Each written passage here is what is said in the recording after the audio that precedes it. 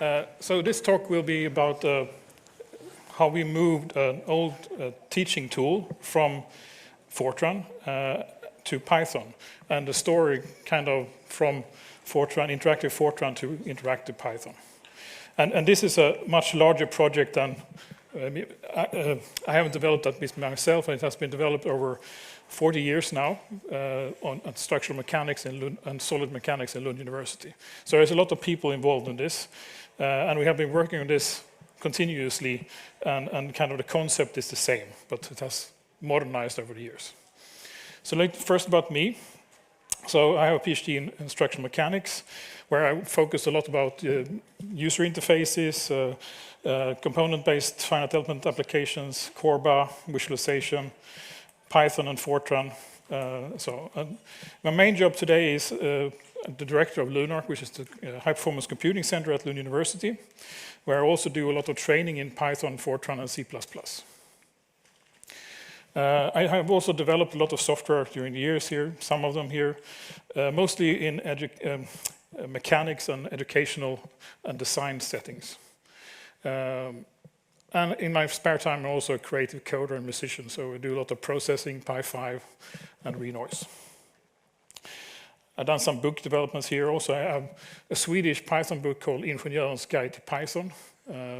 Hopefully we'll translate it to English as well, which goes through a bit aside of mechanics, but it's still kind of a good tool to, if you're engineering and you want to learn Python.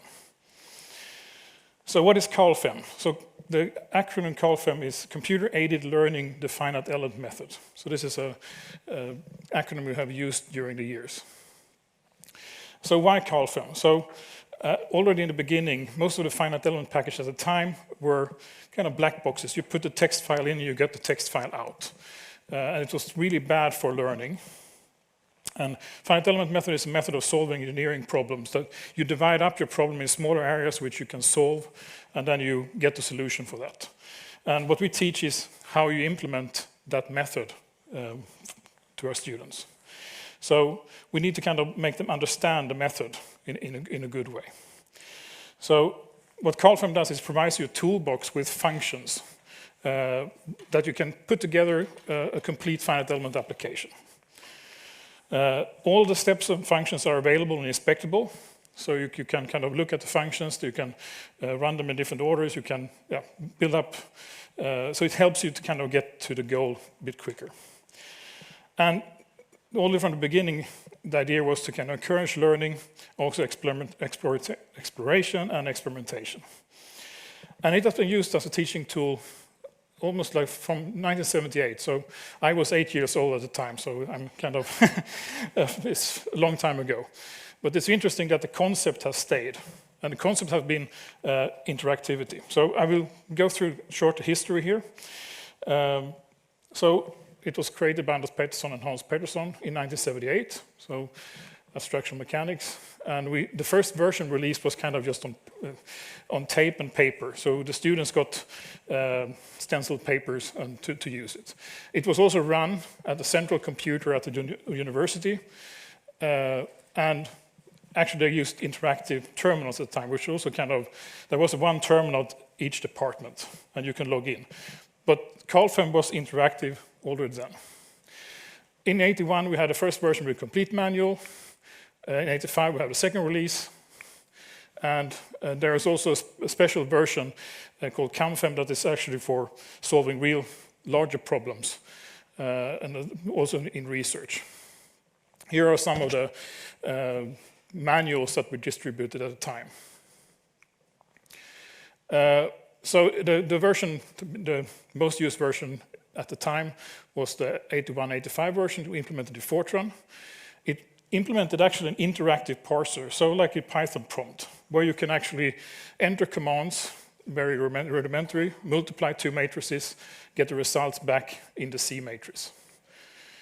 There were some basic command categories that actually have stayed over the years.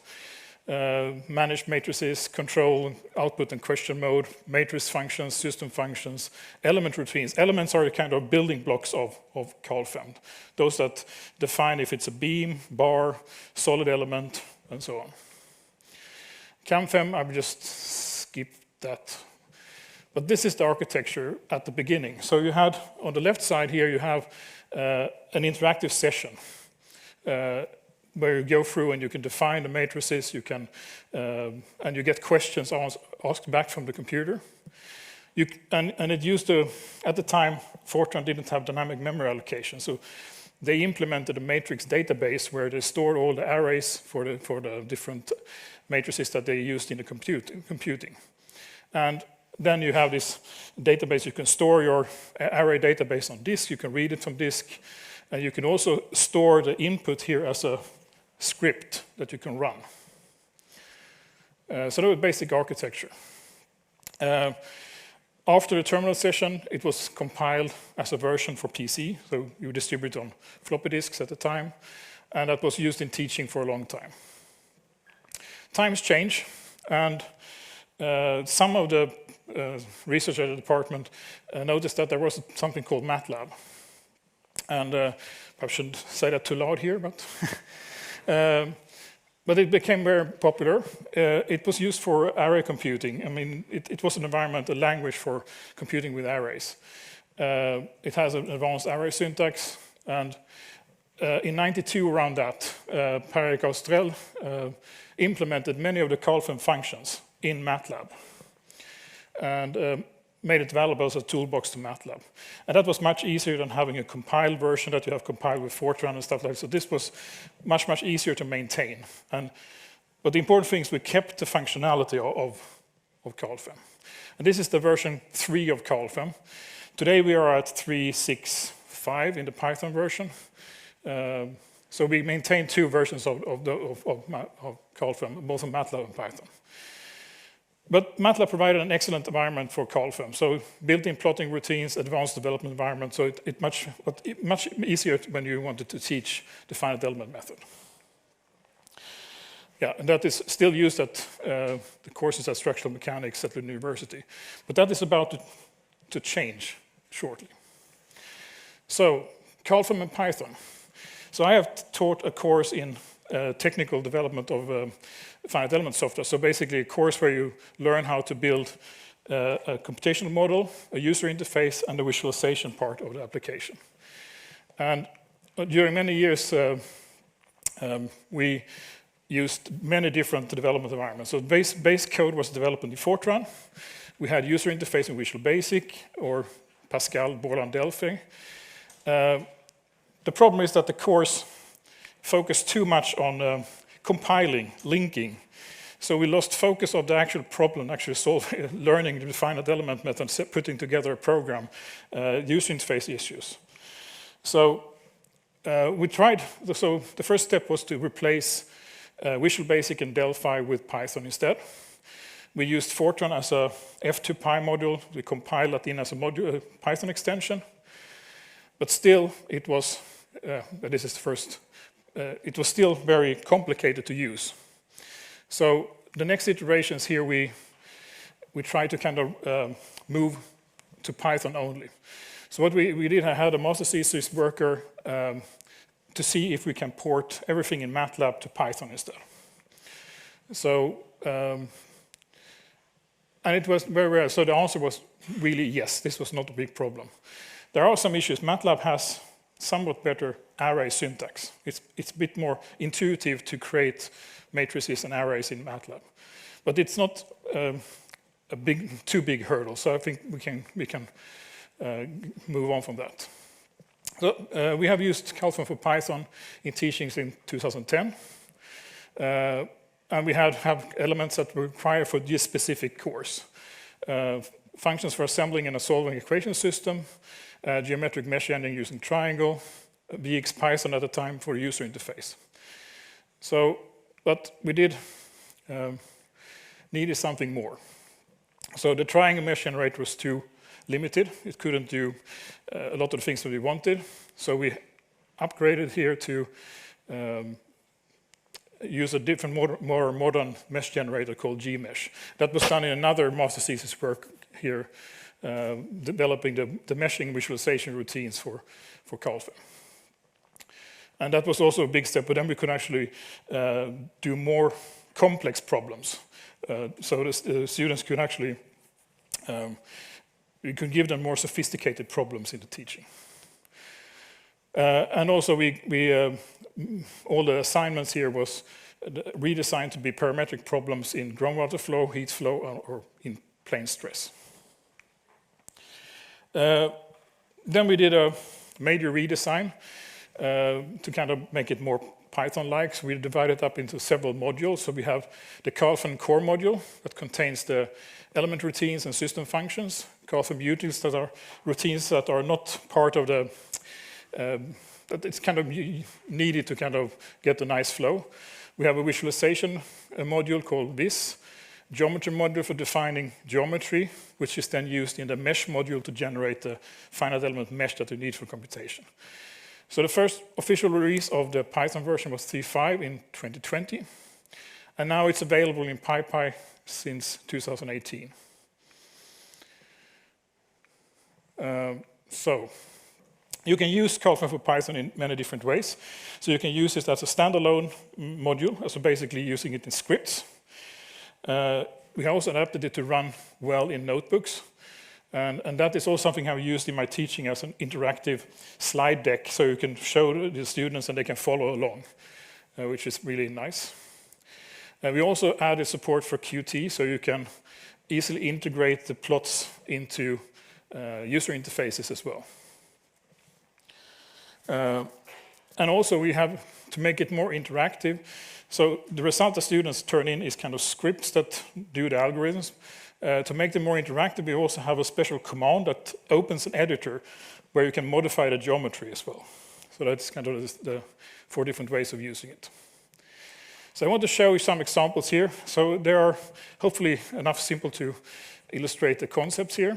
So I will talk a bit about a simple beam with a load. It has some structural properties, it has some degrees of freedom, and the first step you do is you import the required modules. You can see here we depend on NumPy, Matplotlib, Calfem Core, Calfem Utils, and Calfem Vis MPL. And we use these conventions here as CFC, CFU, CFV as the prefixes for the functions. Next, you set up the degrees of freedom, your stiffness matrix, your force vector, and define your element coordinates. And down here you can see the first functions here. So beam1e, that generates an element matrix for a beam element. And that is the kind of the first Calfem function we use. It takes the coordinates and the element properties as input. This has been kind of unchanged since we built this library from the beginning. We have a command called assemb, which assembles the stiffness matrix, or the element matrix, into the global stiffness matrix. We have solvec here to solve the problem, returns you the displacement array and the reaction forces as well. And then we have commands for displaying an array, the results. And then we use tabulate to get the text-based output. So this is the text version of Calfem here. And then we solve the forces on the beams using the beam1s command, display the results like this. And finally, we also use the plot functions that we built into Calfem here to plot the routine. And these are actually normal plot functions here. But plots the displacement, shear force, and the bending moment. So this is one way of using it, just like scripts in an editor and running them. Then we have also integrated so we can use them from notebooks. So I will switch to here. So here I have more advanced examples of plain frame. So with notebooks you can combine both text, images for the entire thing you would do, and then a little bit more complicated import here, but then it should be. But and then we do the import. Define the degrees of freedom. You see here we define the load here as well, and then some properties for the problem. Then we solve the system of equations. And you can see here that we have adapted the display functions here. It's a bit weak, but it displays output in tables instead of just the tabulate output that you get running it as a script. Then we extract the element forces. And, sorry, did I run that? No, I didn't run that. And then you can see here that you get the element forces, that the normal force, you get the shear force and the moment in a nice table like this. Many tables, so because there are 3 beams in this plane frame. Then we want to plot the deformed frame. So here you can see that we have special commands here for plotting the displacements here in the beam. So you can see here that we have a load from the left side. We have a load that is on the top, which makes the displacement of the frame look like this. And then we can have normal forces, that is the pull in the beams. And we can have the shear force diagram here. And I think I have this duplicated here. So that's moment. So the moment in the beams. So what you can do now is the students can go back here. So let's add some force to the beam, or to the structure here. So you see we have a P force here on the left side. We just go in here and we have defined our force here. So we just do 20 here instead. And then we do run all cells again. And then we can look at the output here again, and you can see that it's more deflected to the right this time. So this is notebooks. Then we also have an interactive editor, which we have developed to kind of enable experimentation in the code without changing the actual code. So let's see if I can just... yeah, so this is an experiment. I think I better show it instead of looking at here. So we go to... So now I have the code for this example here in Visual Studio Code. And what is going to happen here is that you have... you can see here that we define our geometry here. And here is a command that we have added here that is called Calfem editor edit geometry. That takes the geometry that we use for meshing and displays it on the screen. So you can edit it. So if I run this code now,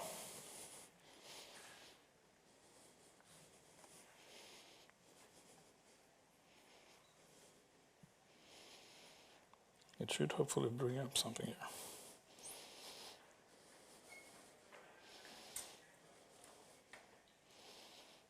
Yes.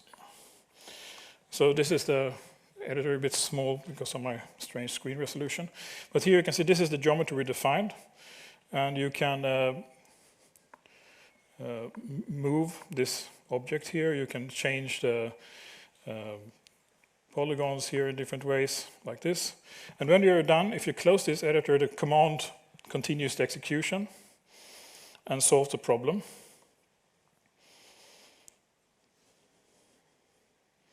And now you can see that the mesh also changed because I changed in the editor. So this enables you to kind of put some interactive stuff into your normally boring scripts, and you can change them and update them interactively.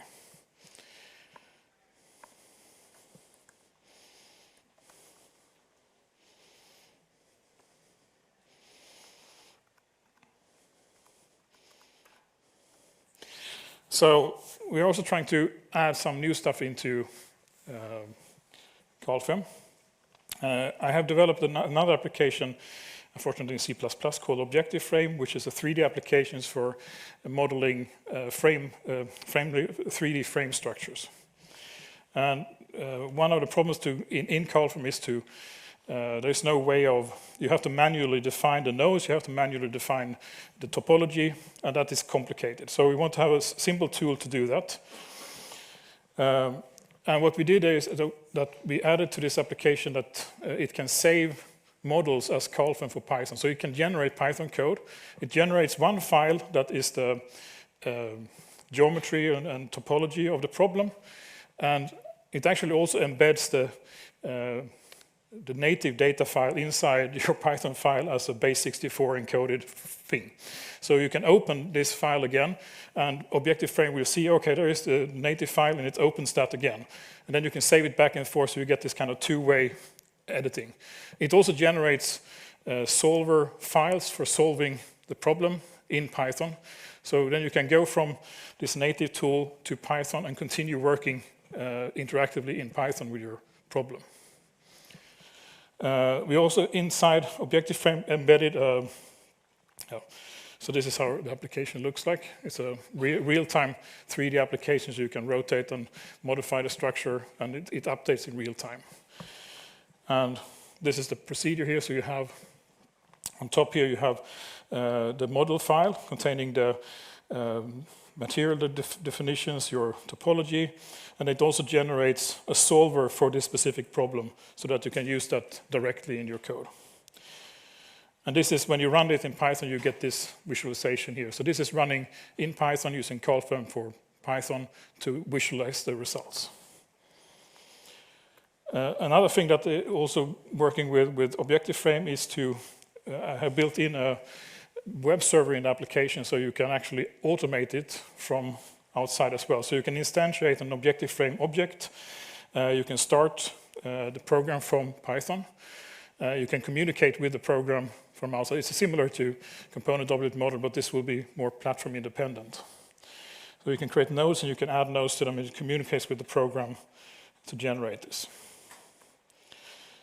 So to summarize here, so Calfem has been a very successful concept to teach the finite element method. And one of the the basic structure with small commands that does very limited stuff. So say we don't overload a function with a lot of parameters. We make it small, make it also easy to learn. And also the interactivity is something that is the main thing here, that students can experiment, they can easily create arrays, they can see what happens when you put some coordinates into an element routine, and you get which kind of arrays you get back. And that has been very successful many years. And Python, combining this with Python, you get a very flexible computing environment for Calfem. So you can do scripts, you can do standalone applications, you can do notebooks, you can do automation, visualization, in a very open way. And it also supports active learning and live coding, which I'm trying to use in my courses as much as I can. So I give lectures live with notebooks, and I also give a URL to the students before they go to the lecture, so they can interact during the lecture as well. You can try it. So it's called, you can do pip install Calfem Python. Or if you don't want all the dependencies that I have in the big Calfem, you can do Calfem Python small. Then you have a bit smaller package that doesn't bring in all the advanced dependencies. The source code is available on GitHub. You can find the pip library page there and the GitHub page on the other QR code here. And if you have any questions at all, I'm available on Twitter, also LUNARC LU. And I have a GitHub account called Jonas Lindemann at GitHub. And a YouTube channel as well with some of my earlier lectures as well. Thank you very much.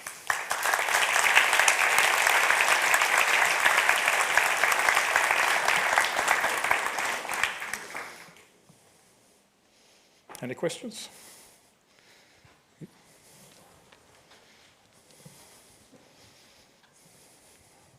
Thank you for your speech. It's very interesting library, but actually, as far as I understood, it works only with finite systems. But for example, if we have the differential equation system and we want to find out the result which is approximately, so using approximation methods, can we somehow have any functions in this library for this stuff? Or it's more like For example, we have to calculate the force using, not using, but which has the, for example, part of bridge. Sorry if my question is not that clear. So we have a lot of questions for the project wanting more advanced features of Calfem. The problem is that we teach also advanced things in other courses, and we don't want to give, the students have to do things as well. So we provide them with a tool set that, so they don't have to do every step. So we stop at some point, we say, okay, this is, but we provide a solver, we provide a mesh generator, we provide visualization tools. But the algorithms, you have to implement yourself. But there are, I mean, we have like, I think it's 30 examples in the GitHub page of different problems types you can solve. Okay, thank you. Yeah, thank you. Thanks for a nice talk. I have two questions. One is if you use this library in your research as well. Yes, it's some of the researchers use it as a prototype tool to kind of get started quickly and try out different things. Yeah. And I mean, it's so open that you can, I mean, add your own element routines. That's no big thing. So it's just a function library of things that can be useful in finite element code. Yeah. I see the relation between finite element method and the autograd methods used in deep learning frameworks, where they use automatic differentiation in the backpropagation process for updating weights in the neural networks. So do you know if this is something that has been used? I mean, they are extremely optimized when it comes to using compute resources and can distribute over GPUs, and have this sort of been used as a backend in? I mean,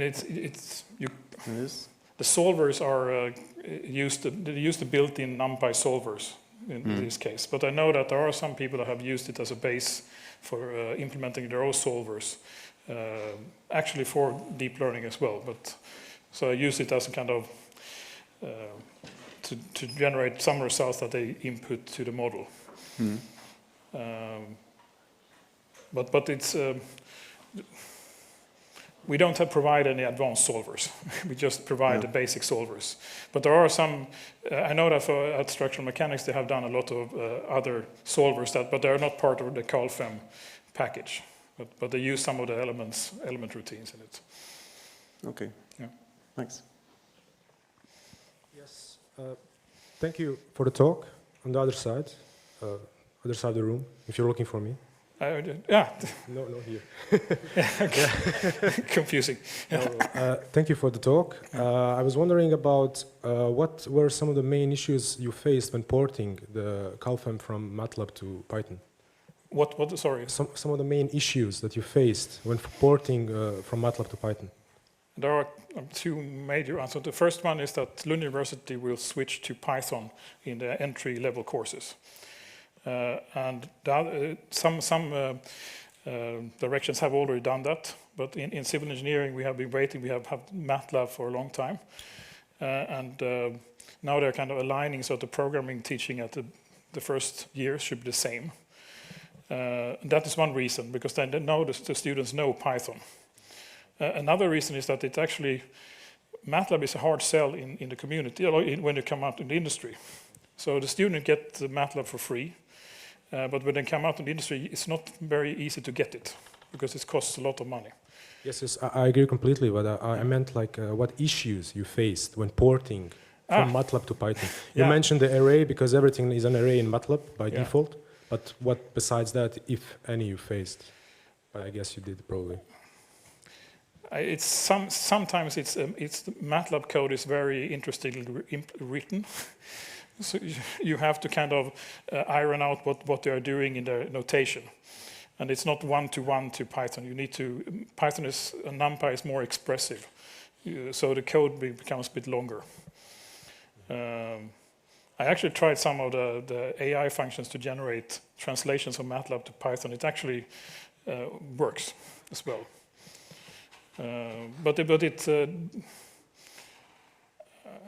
I think those things and also if there are some missing things that we don't have in NumPy, you have to kind of figure out a way of solving those. But they're not super complex routines, so it's. And then also making sure that you have the same, how do you kind of deal with output from the functions that are similar to MATLAB? There are some things that are not the same from Python to MATLAB, for example. So if they return out from the left side, which is very common in MATLAB, but in Python you can do it in place with NumPy. So there are some kind of those decisions that we try to stay as close to the MATLAB version as we can, because currently we have two versions. We have both the Python version and MATLAB version. Thank you. Yeah. Actually, one more question. So basically, we want to say that this Calfem is. Can it replace MATLAB, or at least how close is it to getting the MATLAB out of the game? Just interesting from your perspective, how you see it. We are kind of before it was kind of. Just for this one of the courses, but now we are kind of forced to kind of do it because now we don't have MATLAB in the first year, so we need to make sure that we have everything, and I think that we are like 96-97% of the MATLAB version now. Impressive, thank you. Yeah. Okay, very quick question. So I understand that this is more like an educational tool for undergrad students. So, but does it somehow like prepare them to run bigger problems on a real supercomputer? For example, does it scale to multiple nodes, or does it run on a supercomputer, or is it mainly designed to run on the laptop? Yeah. So the question is if you does it prepare them to run bigger problems like on a supercomputer? I would say so, because there are many of the codes that are available for Finite Element have Python interfaces. So this is using these kind of things is a skill to use larger codes as well. So yes. I would like to sneak in a question of my own.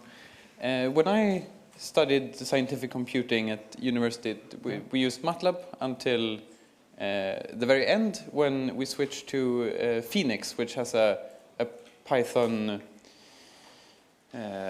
interface. I think it's written in C++, but it has a Python interface to solve more real-world scale problems with complex geometries, large meshes. Do you know how well Calfem prepares students for these other tools that are out there in the industry? Have you thought about making it similar to something else? From the beginning, we have tried to make it for. I mean, it has always been tempting to make these kind of pre-packaged things that know everything and also make them like the Phoenix tools or the console with a dedicated user interface. But we always stopped and consider, okay, we shouldn't go all the way. And I think the editor here is a bit of a thing in that direction to make it easier to use. And perhaps also the objective frame stuff here to model here. But we try to make it so that it's still a learning tool. So it's a tool for implementing your applications, finite element applications. You can do that in Phoenix as well, but I see that more of a more advanced thing. But so hopefully it prepares them for using NumPy and those stuff that they need for the bigger tools as well. Okay.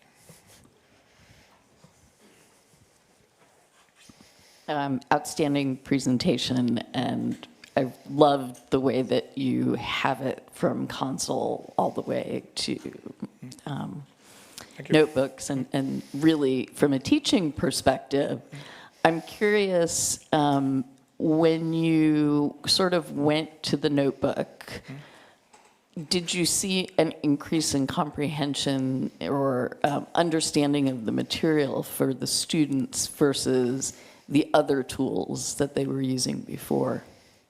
We haven't done any really studies for that, but I noticed at least that it's people are more attentive during the lectures. Right. Because it's before we had kind of this PowerPoint slides, and it's really hard to keep them attentive, and it's a heavy subject to teach. Right. So having these, I've noticed that at least in the class that they are following along and trying out stuff. So very, yeah, I can say yes. So sort of like a flipped classroom a little bit more. Yes. Yeah, that's awesome. Thank you. Yeah, thank you.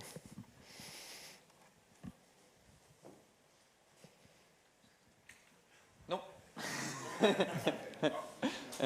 Thank you very much. I think we're moving on to lightning talks next. Thank you.